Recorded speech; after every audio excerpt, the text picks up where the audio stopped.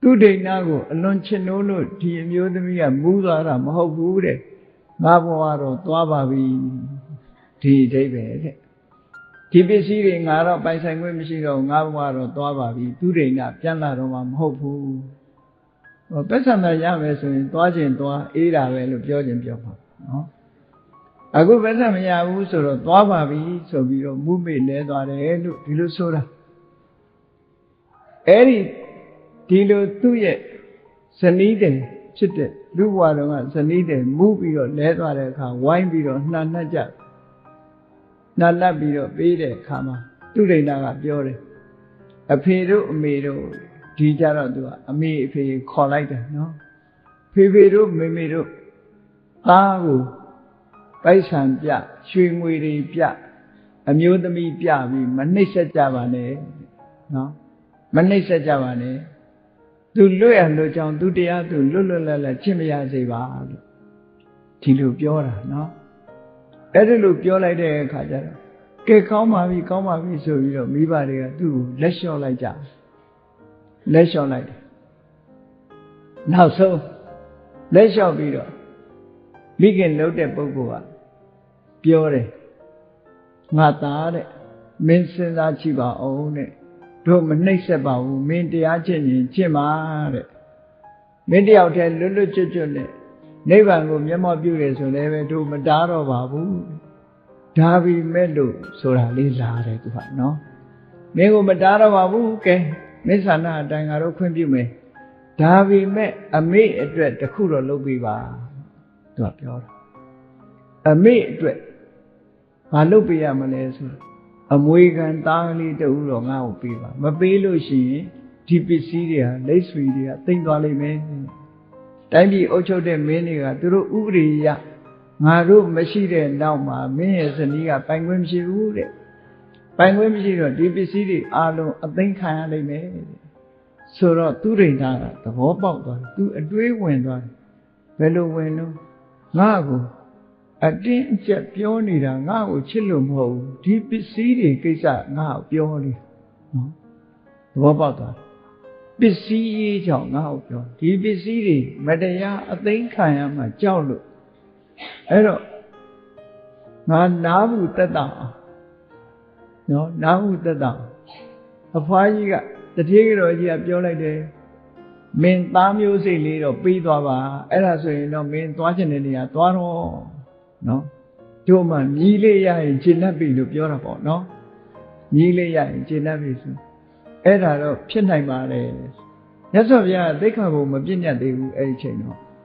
ဖြစ်နိုင်ပါတယ်လို့သူဝန်ခံလိုက်ပြီးနောက်ဆုံးမှာဇနီးတယ်နဲ့မှားမှားရွင်ရွင်မိဘရဲ့တိုက်တွန်းမှုကြောင့်ဖြစ်သွားတယ်ပေါ့ဒီလိုသူဒိဏရဲ့ဘဝဟာအမှန်တမ်းတနာစရာကောင်းတယ်ပေါ့သူစိတ်ပါလို့လုပ်တာမဟုတ်ဘူးနာအေးပါအေးနဲ့ငါလွတ်လွတ်လပ်လပ်တရားကျင့်ခွင့်ရတော့မှာပဲဒီလိုမှမဟုတ်ရင်ငါနောက်ကတကောက်ကောက်လိုက်ပြီးတော့ပစ္စည်းရေးအတွက်နဲ့ငါ့ကိုငကူနှစာလုံနေဥမှာပဲအဲ့တော့သူတို့မြည်ကလေးမရမချင်းငါ့ကိုဒုက္ခပေးနေဥမှာပဲအဲ့တော့မြည်ကလေးရစီတော့ဆိုပြီးတော့သူဒိဏကာမကိစ္စကျွလွန်မိသွားအဲ့ဒီလိုလည်းဖြစ်သွားရောဘုံမစိုးနတ်တွေကစပြီးတော့အေးဗုဒ္ဓမြတ်စွာသာသနာမှာယဟန်တော်တွေဟာအရင်တော့ကအလွန်စင်ကြယ်ကြတယ်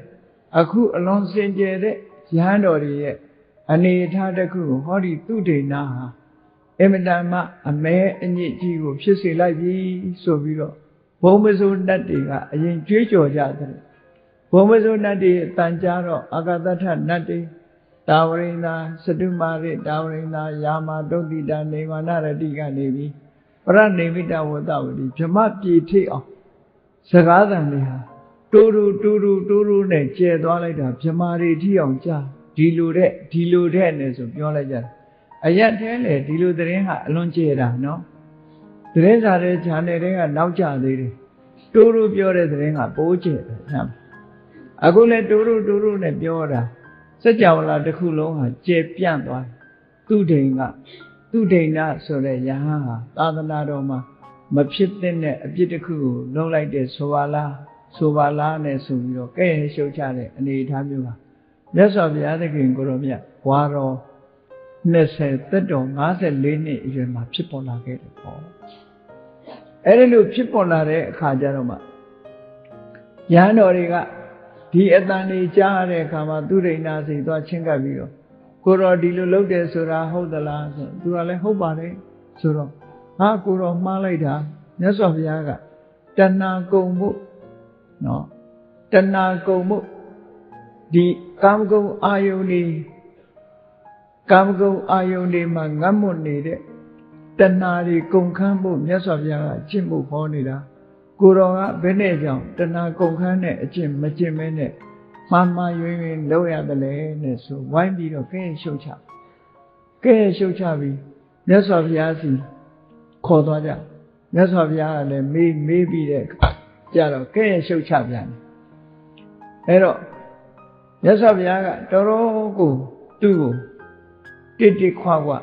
ဆုံးမဩဝါဒပေးတယ်ပေါ့သူလည်းပဲမှားသွားပြီဆိုတာအဲ့ဒီကြတော့မှသိတယ်လောကကြီးကမှားသွားပြီလို့သိတဲ့အချိန်မှာပြင်မရတဲ့အချိန်ဖြစ်သွားတယ်ဟောဒီပြစ်မှုကြီးကအမတမကြီးမားတဲ့ပြစ်မှုကြီးတစ်ခုဖြစ်တယ်ခဏခေတ်မှာပြောမယ်ဆိုရင်ပထမပါရာဇိကပြစ်မှုလို့ခေါ်တယ်ပေါ့နော်အဲ့ဒီပြစ်မှုကိုစတင်ကျူးလွန်မိတာရှင်သူဒိဋ္ဌနာပဲဖြစ်တယ်ပေါ့အမတမသနာစရာကောင်းတယ်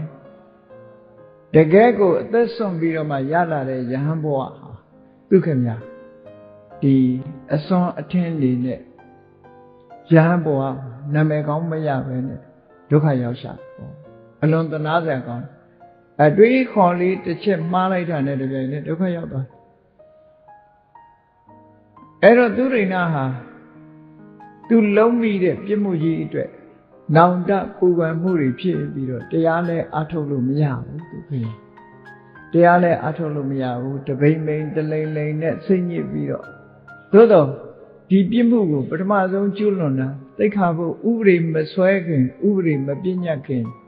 ကျူးလွန်တာဖြစ်သောကြောင့်သူဟာသာသနာပေါင်းကတော့မထွက်ရဘူးယဟန်ဘဝတော့သူ့ကိုခွင့်ပြုလိုက်တယ်ပေါ့ဆက်ပြီးတော့နေခွင့်ပြုထားတယ်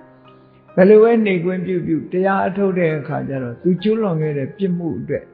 စိတ်မကောင်းဖြစ်ပြီးတော့သူဟာစိတ်ပူပြီးတော့နေသည့်အတွက်ကြောင့်တရားဥတရားမြတ်မရဘူးတဲ့တရားဥတရားမြတ်မရသည့်အတွက်ကြောင့်သူဒိဋ္ဌယဟန်ဟာတန်တရားထဲမှာရှိနေအောင်ပါပဲခင်အားပဲကောင်းတာတော့သူ့ရဲ့မိဘနှစ်ပါးကမျောလင့်ထားတဲ့ညီကလေးရသွားတယ်ရသွားပြီမဲ့လို့အဲ့ကလေးညီကလေးနဲ့သူ့ရဲ့မိခင်တို့ကတော့တန်တရားဝုကနေနောက်ပိုင်းမှာတန်တရားထဲမှာတန်ဝေကားတွေဖြစ်ပြီးတော့ယဟန်ဘဝမိသားမိနှစ်ယောက်ယဟန်ဘဝကူးပြောင်းပြီးတော့သူတို့ကတော့ယဟန္တာဖြစ်သွားကြတယ်နှစ်ဦးစလုံးကျွတ်လွတ်သွားကြတယ်သူဒိဋ္ဌယဟန်ကတော့တပိမ့်မိန်တလိမ့်လိမ့်နဲ့စိတ်ဆင်းရဲပြီးတော့သာသနာပေါင်းမှာအသက်တဆုံနေရတော့လေတရားဥတရားမြတ်မရဘူးတဲ့ဒီလိုနဲ့ပဲကိစ္စပြီးသွားတယ်ဒီလိုဆိုတာနော်